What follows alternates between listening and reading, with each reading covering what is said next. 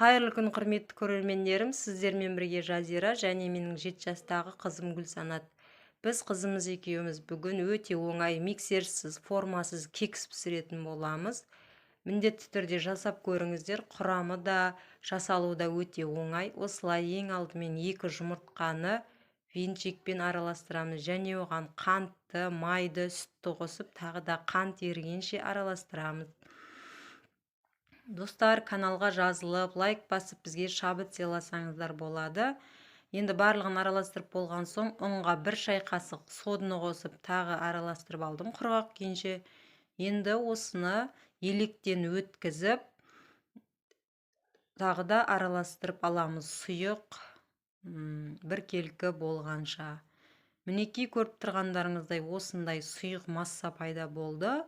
Осыны кез келген қандай форма бар, соған құйып, 170 градуста 15 минутта пісіріп аласыздар. Міндетті түрде жасап көріңіздер, шайға өте керемет кекс болады. Мінекей бізде пісті кексіміз. Дәмі де өте керемет, жұмсақ.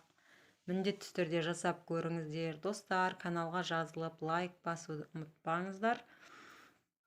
Алдағы уақытта тағы да видео күтіңіздер. Соңына дейін көргендеріңізге рахмет. Көріскенше сау болыңыздар.